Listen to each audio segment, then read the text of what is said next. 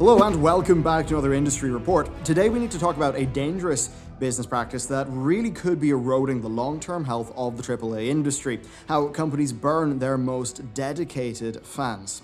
This is a massive problem for our industry, and with the release of Anthem, EA games are particularly called into question, especially because of their Origin Access program that has really, more often than not, it's been a rather shambolic paid beta test, something which shows complete disrespect for the time and money of their most dedicated customers. Okay, so just before we get fully into this video, we actually had another video go up late last night covering how EA Games managed to burn a lot of their developers through a pretty ill-fated initiative that kind of made sense but didn't really work out, leading to 2 games being cancelled at least, and partially the ruination of BioWare's rep. So yeah, that went up pretty late last night. You may have missed it, so that is up on the channel now. But with that covered, let's get into the main video for today. So, Anthem is the most recent example of this. In my 20-hour review, I specifically chose to not focus on bugs because my goal was to critique it first as an entry into the medium of video games and not just do a technical appraisal of it as a bit of software.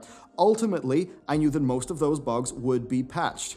And patched they were, with EA Games releasing Anthem's Day 1 patch. Now you might be thinking, a Day 1 patch? Well, did I travel forward in time to play the game early then? Well, yeah. The first day that the game is playable, according to their launch chart, is not actually Day 1, with Day 1 being the regular release date for boxed copies and non-Origin Access subscriptions. Now that's a whole other can of worms for another day, but for now, here's what's really important to know. The people who play the Origin Access version of Anthem really got the raw end of the stick. While many will just say that, you pay $15, you give it a go for a month and you cancel your subscription, we've got to remember that EA have a plan. EA want to sell as many annual Origin Access premium subscriptions as they can. It is their whole business model. That is why Anthem had a large early access period for Origin Access, and it's also why it had its disastrous VIP demo. So EA's best case is to get people to purchase a yearly Origin Access premium subscription. Now, with that in mind, how do they treat the customers who actually purchase that? And to be frank, they treat them rather horribly. The degree of short-sightedness with all of this just beggars belief.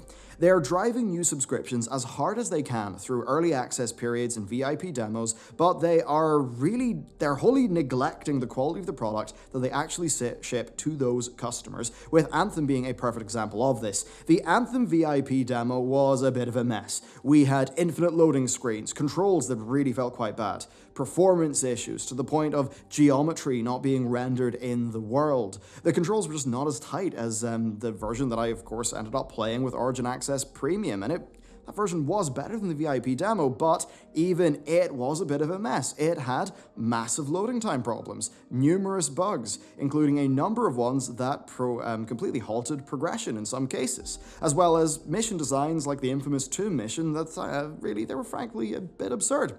They flogged a product of poor technical quality to their most dedicated fans. They did this shamelessly and absolutely to the detriment of the wider player base, really giving people who sort of signed up for Origin Access Premium a pretty clear time advantage with the game. Those initial players, those who are the most financially and emotionally invested in the game, the most excited, they got to play an objectively worse version of the game than with the Day 1 patch. Of course, the Day 1 patch has fixed many issues. It has decreased load times on older discs. It has fixed many of the infinite loading screens. It has fixed challenges not being tracked properly, which does help the rather infamous Tomb mission being a little bit less punishing. They've also updated the gear UI, and really there's a laundry list of other changes, with some of them being really funny, like the final bosses of Strongholds. They didn't actually drop loot for you that you would pick up in the launch version. The gear would just appear in your screen afterwards, which, for it to be like that, is just a bit silly.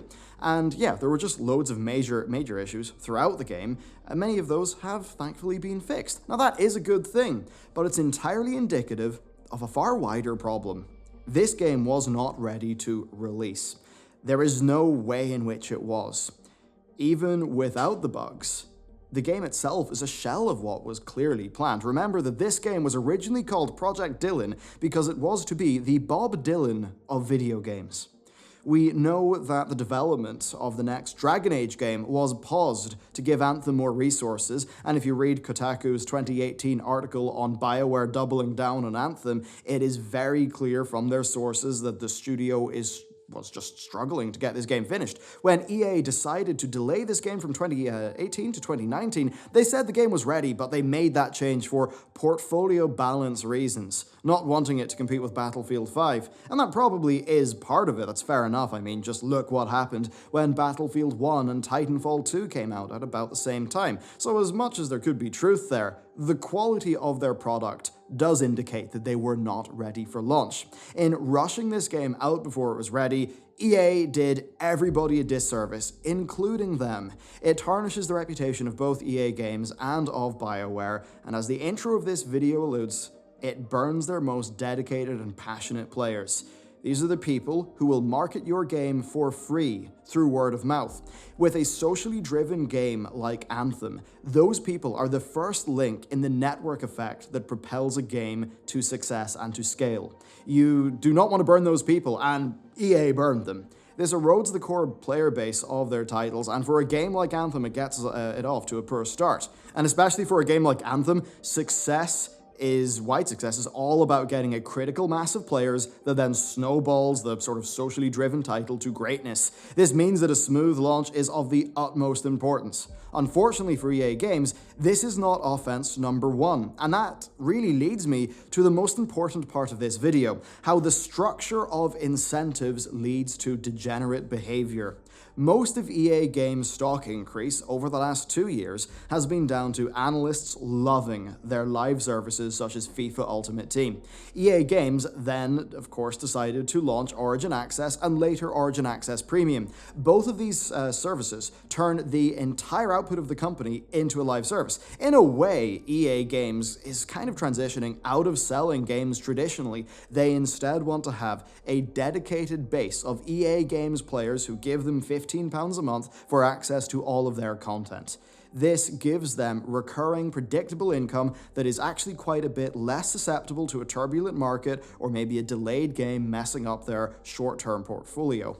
The next element is that the subscription gives you a discount on any in-game currency purchases, usually 10%. So through this, we really see that EA is transitioning over to being a big live service, with EA itself being basically a live service that stewards multiple live services like Anthem, Apex, Battlefield, and Battlefront. So their long-term plan, I suppose, is actually quite clever, but for now, the most important thing for them to do as a company is to grow that subscriber base. So how do they actually do that? Well, first, in a way, it's not actually a bad value. I mean, purchasing Battlefield 5 and Anthem is going to cost you the price of a yearly subscription. Now, the very, very, very key difference is that you would actually own a license to those titles if you purchase them, whereas once you leave Origin Access Premium, you lose your access to those titles. So essentially, short term, it feels like a brilliant deal, but in actuality, it might not really be. Still, to many people though, they can pick up a game for a full month, play a lot of it or finish it, or they can at least play, a 10-hour trial. Now, the second way that EA has chosen to grow this program is through the destruction of the concept of a release date in order to create artificial value. Origin Access Premium gives you early access to their games, and that in many cases gives people a bit of an advantage. They have then started doing VIP demos for Origin Access members. All in all, you really do see a massive push towards this service. The growth model here makes sense on paper, but it entirely forgets something. Making video games is bloody hard.